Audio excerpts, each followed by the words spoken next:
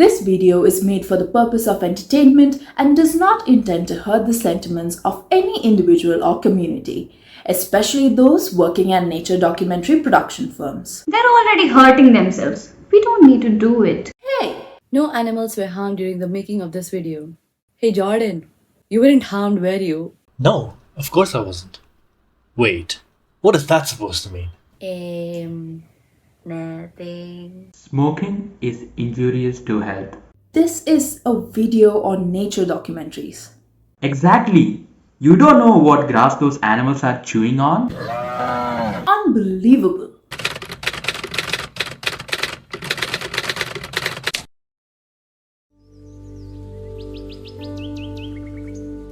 Nature is always either of the two. Soothing and calm, or horrifying and scary. There never is a middle ground. It either exists, destroys, or is being destroyed. This is a narrative which every nature documentary banks their popularity on. And as the audience enjoys the cinematic experience of raw nature, we seem to forget that it isn't raw at all. Of course, edited growls, slow-mo prances, splashing water echoes, flapping of the wings. We know, enticing, enthralling. These documentaries paint the beautiful picture of make-believe, that a huge part of the world's natural habitat remains untouched. Nothing could be farther from the truth. Let us begin with certain visual findings, which are the major attraction of these documentaries. Producer Chris Palmer, who has worked on multiple documentaries, came out with his book that gave us a peek behind the curtains of what actually goes on. He talks about how these visual featured artificial dens, rental wolves, and carcasses that were brought in by the team.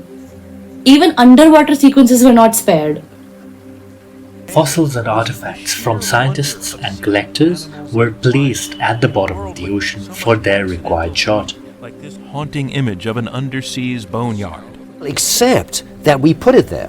But of course, to get by the boards, the teeny tiny letters at the end of their enthralling journey, But who reads the credits? proving that the world of natural documentary unravels with every question pointed at it. Of lemmings committing suicide was outed as a fake years ago. Lemming suicide? What? Can't even trust the Oscars anymore. This clip is from Disney's Oscar-winning True Life Adventure series. How ironic that it's all a lie. What? The series shot in Alberta, Canada is referred to as the home of the white lemmings. Nope. They were in fact shipped in for filming this particular part. Here's an actual living legend. For it's said of this tiny animal that it commits mass suicide. As you watch ahead, you realize that these poor animals were nudged off the cliff and dropped into the water by the producers of the show, while some guilt-tripping audio plays in the background.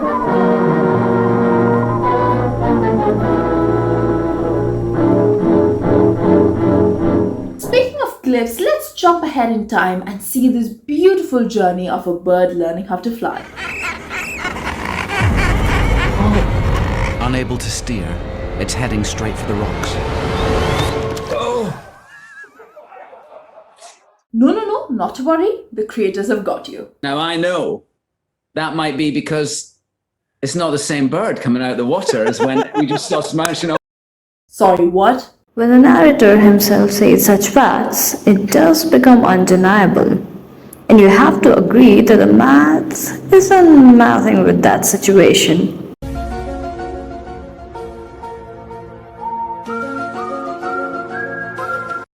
If the cliff is at a height of, let's say, yay high, and the bird falls at a speed of what you just saw and hits its pea brain with the force of a whack, how is it coming back up? And the birds are like quite rightly going, that.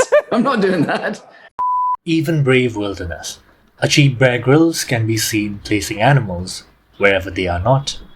He seems to be hunting tiny turtles, and we can assume that it is crocodile-infested waters. Yeah! And what a catch that was. Let's see that again.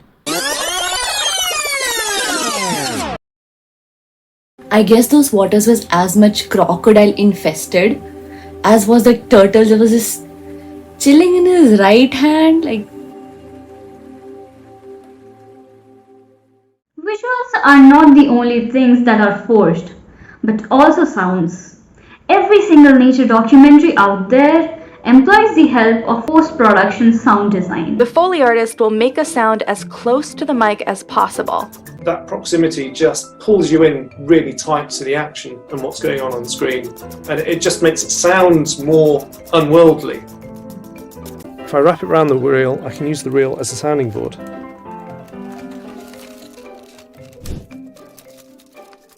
during filming, there are hazards of camera being too far, drone noises during aerial shots, macro lenses, and too small an animal to have a registered sound. Stylized shots get their own creative freedom to make new sounds.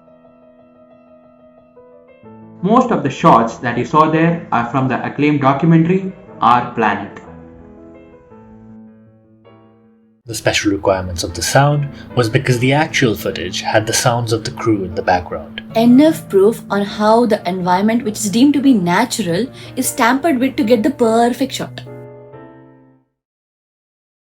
The most unavoidable aspect of a nature documentary is, you guessed it, the distinguished British voice. Generations have been used to the voice of Sir David Attenborough in the background of those nature visuals. Now, does it hold a purpose? So number one, they get the British narrator, so Americans are like, ooh, learning. And then, I know. But of course, we've also had events such as this. The one that came up most often was ask Benedict to say the word penguin. What is this about? The one time having a British narrator did not help the cause. Well, apparently I got it wrong repeatedly in the documentary. First one you sort of get away with, and then after that you lose all sense of what let's have a look. Listen carefully. And the last thing you might expect to see here is penguins. These are Fiordland crested penguins, named after this corner of South New Zealand.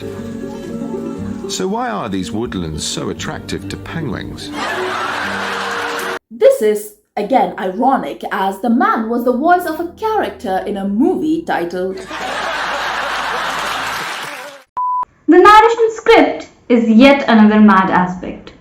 A bunch of questions that are asked with long pauses to make it dramatic, deep voice to grab attention, and those questions remain unanswered till the end. Did the Egyptians know more than we think they did?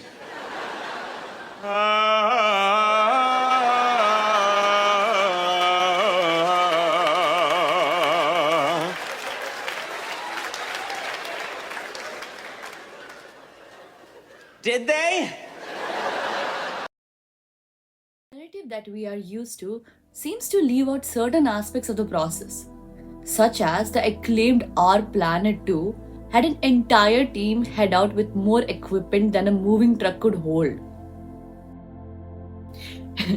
Talk about changing natural habitats. The camera frame doesn't add up to the distance of the shot, buddy. All that for an aerial shot? Yeah, we believe you. Bear Grylls is listed under natural documentaries when there is nothing remotely natural about those big survival feats. Oh my god! Alone on an island and having to survive by filming all by themselves? That seems so legit. Oh wait, who's filming that? And that? And that? What? Are those? Yup, plastic discards. Sure, they had to survive by finding their own food and shelter. Either that or not much of an abandoned island in the middle of nowhere. A violent storm that manages to wash away all their efforts without harming the men much. Fascinating. And yet, the ratings are through the roof. The story of nature, as mentioned before, is a narration, and this storytelling is backed up by several edits, especially those big chases and hunts. Lando, we can be world champion, I said. Please, Lando! Lando! Here you see the story of a hyena. A perfect chase, and yet the lioness discards a prey. This is a perfect example for editing to fit context. It can be easily understood that the two clips of the chase and of the hyena alone are from different sets of filming, which were used together for the narrative. For Zalika to back down. Zalika? Really? No time for any future baby names, folks. It is easier to care about animals if you give them names. Most of these aerial shots of barren grasslands and forests are of lands under particular jurisdictions and are not untouched lands at all. Look at all the safaris and sanctuaries across the world. Animals are bred in captivity without being held captive. Nature documentaries often show the natural food cycle of nature with the Terminator music in the background. That would do for the drama. And an hour later, the Zalika tale reaches its climax, where she finally gets food.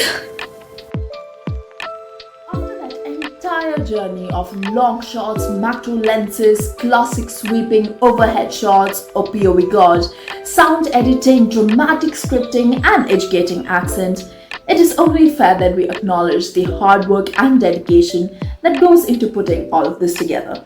Crews going out, spending days in harsh conditions, capturing shots, setting up motion detecting cameras, drones, and putting together a beautiful visual of nature for the people to enjoy and engage with is a great attempt at spreading awareness and in getting people to volunteer effort in saving the depleting nature.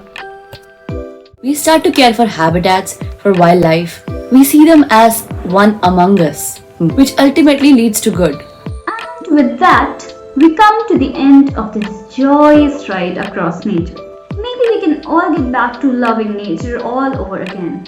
But with Nat Geo gone, it is kind of getting difficult, but... Hey, Man vs. Wild is on. Wanna join? Coming! Who's getting the popcorn?